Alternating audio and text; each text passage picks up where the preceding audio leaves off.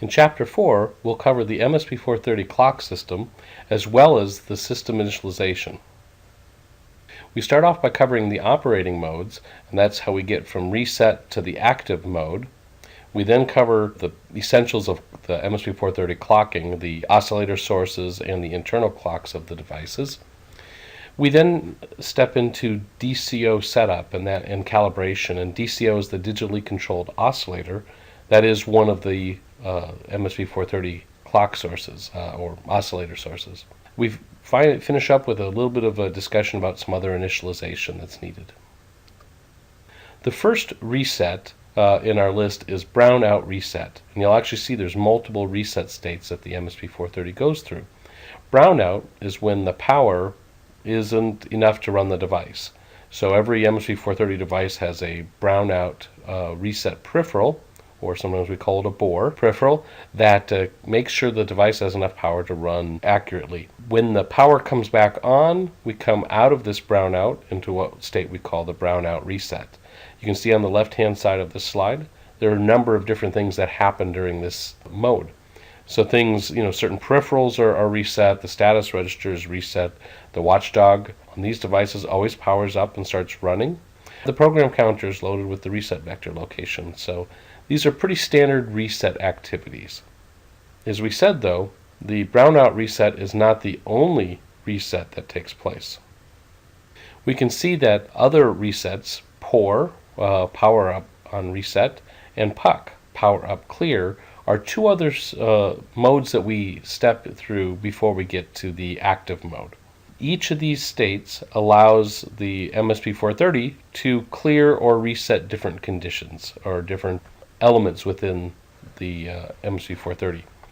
We can see what things, if you go look at the user's guide and or the data sheet, you can see the nomenclature when they describe each register. Under the register, they'll describe what the initial conditions of that register are.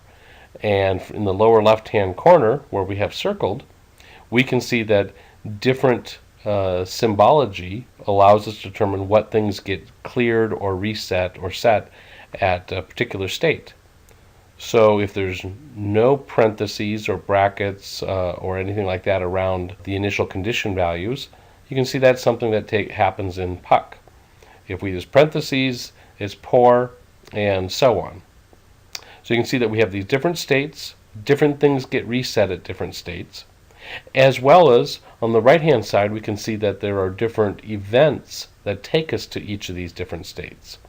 So if we have a reset of the device or a brownout fault, not enough power, that's obviously going to take us to bore.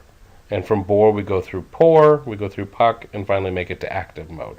On the other hand, if we have a supply voltage supervisor fault, many of the Msp430 devices have a supply voltage supervisor. This will actually take us to the POR state and not all the way back to brownout. It's oftentimes convenient not to have everything reset in the part, because that will allow us to try to figure out what brought us to that condition. For example, in PUC, when the watchdog times out, we may want to actually know that the watchdog is the one that timed us out. We want to be able to see what other events had occurred and have some state of the processor. I guess in some ways we might think of these, the PUC, for example, as a warm reset. It doesn't quite clear everything out. So these types of things have existed in other processors, but this is the first one I've ever seen define it in three different states like this. This is an example of the 5529's power-up modes, and you can see that there are the board, the POR, and the PUC. But what makes this graphic different is we see all of the different events that can take us to any one of these three states. If you are using a different Msp430 device, go look at the user's guide. In the system description, they should give you a similar state diagram to show you what events are available on that processor and which one of the reset states they take you to.